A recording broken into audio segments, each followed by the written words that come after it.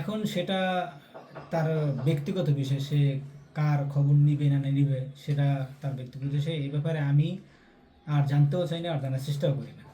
সত্যটা হয়েছে ওর ব্যাংকের টাকা তো আমি নিইনি, কারণ আমি কথা হয়েছে গিয়া আমি ওর কাছ থেকে 2টা টাকা নিইনি। কারণ কি জানেন, কারণ হয়েছে গিয়া আমি চাইলে ওর বাসার মাল সামান্য সবই নিয়ে যেতে পারতাম, বা ওই বাসায় আমি থাকতে পারতাম, ওরে বার করে দিতে পারতাম।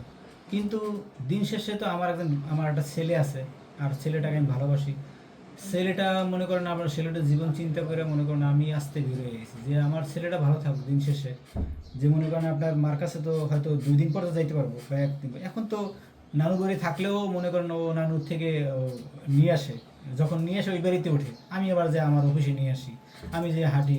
এটা মানে আমার জন্য ভালো হয়েছে কি, আমি আহ, কাজ করতে পারতেছি ফ্রি লাইনে, মনে করেন আপনার ফ্রি বিষয়। মানে ছেলে থাকলে দেখছি আমি রাখছিলাম কয়দিন, যে ও অসুস্থ হয়ে গেছে, জ্বর হয়ে গেছে, আমি কাজ করতে পারি না, ও ডিস্টার্ব করে, দিন এভাবে কাজ হয় না।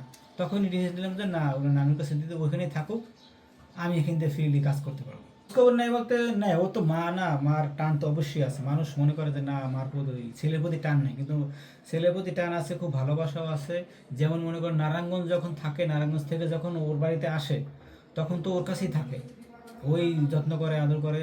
দিন পরে আমি আবার এখানে নিয়ে আসি, অফিসে নিয়ে আসি, আইসা ঘুরাই, এই যে এখানে ওখানে নিয়ে যাই, আমার অফিসে থাকে, আসলেই বাবার অফিসে চলে আসে।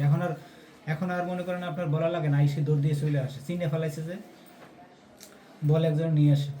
তো আমার হয়েছে কি কি, আমি আমি ছেলেরও 2 দিন পর আমি দেখতে পারতাছি বা আদর করতে পারতাছি, ওর মাকেও দেখতে পারতাছে, মার সাথে কথা বলতে পারতাছে, এবং কি ও নানু বাড়িতে থাকতেছে। ছেলের জীবনটা এই যে এখন ভালো অবস্থানে আছে, এটার জন্য আমি খুশি happy। কারণ কি, আমার ছেলেটা ভালো থাকে, আমি ছেলের জন্য আমি প্রয়োজনে আমি ছেলের জন্য মনে করেন সব কিছু ত্যাগ করতে পারবো না। আমার ছেলে আমার প্রিয়।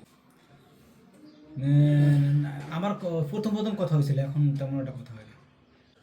চলে যাওয়ার কারণ, হয়েছে যে চলে যাওয়ার কারণ তো জানাইছে মানুষ, ওটা তো বলা হয়েছে। কারণ চলে যাওয়ার প্রসঙ্গ তো অনেক আগে গেছে।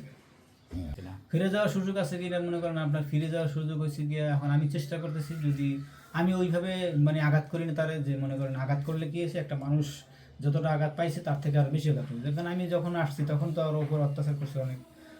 কারণ দুজনের ভিতরে ঝগড়া হয়েছে, তারপরে মনে করেন এখন এখন ওইটার ক্ষোভ আমি চাইতেছি কমাইতে, যেমন মনে করেন কমাইলে যদি হয়তো কোনো সময় ডাকবে বা যাব। কারণ আমার ছেলে চিন্তা করে বাস আমি এখন মিলতে রাজি।